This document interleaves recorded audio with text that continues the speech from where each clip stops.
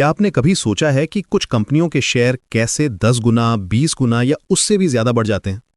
आज हम उन रहस्यों को समझेंगे जो मल्टी बैगर इन्वेस्टमेंट्स के पीछे छुपे हैं। मैं आपको एक ऐसा मेंटल मॉडल बताऊंगा जो सक्सेसफुल इन्वेस्टर्स हमेशा इस्तेमाल करते हैं। ऑपरेटिंग लेवरेज का कॉन्सेप्ट। देखिए, ऑपरेटिंग लेवरेज का मतलब है कम खर्च में ज्यादा मुनाफा। लेकिन यह कोई फूल प्रूफ फॉर्मूला नहीं है। इसे समझने के लिए एक सिंपल एग्जांपल लेते हैं। मान लीजिए कोई बिजनेस है जिसका फिक्स्ड एक्सपेंस है 18 लाख रुपए सालाना। पहले साल सेल्स है 1 करोड़, दूसरे साल बढ़कर 1.2 करोड़ हो गई, यानी सेल्स में सिर्फ 44% की बढ़ोतरी हुई।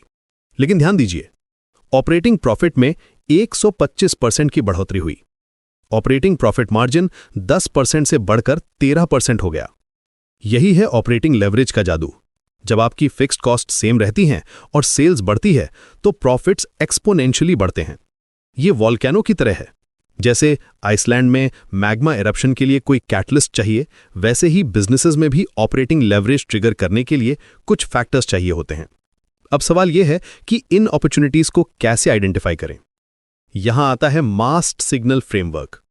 यह फ्रेमवर्क हमें बताता है कि किन बिजनेसेस में ऑपरेटिंग लेवरेज की पोटेंशियल है। डिफरेंट सेक्टर्स में ये अलग अलग तरीकों से काम करता है। हॉस्पिटल्स की बात करें तो नारायणा हेल्थ का एग्जाम्पल देखते हैं।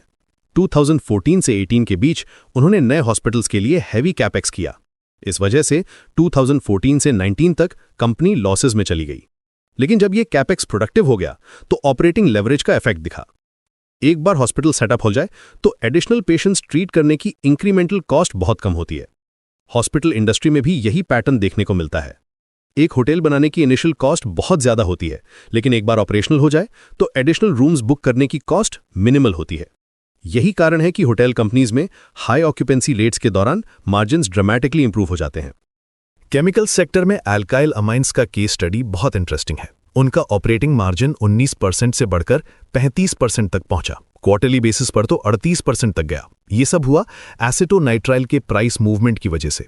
प्राइस 120 रुपए से बढ़कर 280 रुपए तक गई, फिर वापस 110 से 120 के लेवल पर आ गई।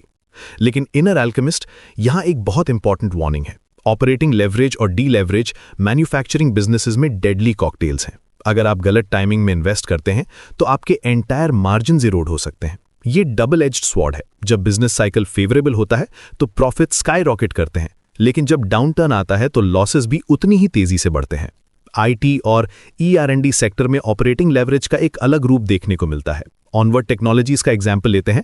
उनका ऑपरेटिंग प्रॉफिट मार्जिन 1 से 2% से बढ़कर 12.5% तक पहुंचा। उनका टारगेट है कि FY 2026 तक $100 मिलियन सेल्स के साथ 15 से 16% मार्जिन अचीव करना। सास बिजनेस मॉडल में ऑपरेटिंग लेवरेज की पोटेंशियल सबसे ज्यादा होती है। जब आप सास अर्न करना शुरू करते हैं तो आपकी इंक्रीमेंटल कॉस्ट बहुत कम होती है। एक बार सॉफ्टवेयर डेवलप हो जाए तो एडिशनल कस्टमर्स को सर्व करने की कॉस्ट नेग्लिजिबल होती है। यही कारण है कि सॉफ्टवेयर कंपनीज में मार्जिन्स इतने अट्रैक्टिव होते हैं। लेकिन ये सब समझने के बाद भी मल्टी बैगर इन्वेस्टमेंट्स आइडेंटिफाई करना आसान नहीं है। आपको स्मॉल या मीडियम साइज्ड कंपनीज देखनी होंगी जो ग्रोइंग इंडस्ट्रीज में है। उनके पास यूनिक प्रोडक्ट्स या सर्विसेज होनी चाहिए, स्ट्रॉन्ग फाइनेंशियल हेल्थ होनी चाहिए यानी ग्रोइंग प्रॉफिट्स और मैनेजेबल डेट। केपेबल मैनेजमेंट भी क्रूशियल फैक्टर है। रिस्क मैनेजमेंट के लिए डाइवर्सिफिकेशन एक्सट्रीमली इंपॉर्टेंट है। पोटेंशियल मल्टी बैगर स्टॉक्स आपके पोर्टफोलियो का सिर्फ स्मॉल पोर्शन होना चाहिए। ये स्टॉक्स हाई वॉलेटिलिटी के साथ आते हैं और इकोनॉमिक डाउनटर्न्स के दौरान सिग्निफिकेंट प्राइस ड्रॉप्स एक्सपीरियंस कर सकते हैं। ऑपरेटिंग लेवरेज को समझना इन्वेस्टमेंट एनालिसिस का फंडामेंटल पार्ट है। ये आपको बताता है कि कैसे कंपनीज अपनी कॉस्ट स्ट्रक्चर ऑप्टिमाइज करके एक्सपोनेंशियल ग्रोथ अचीव कर सकती हैं।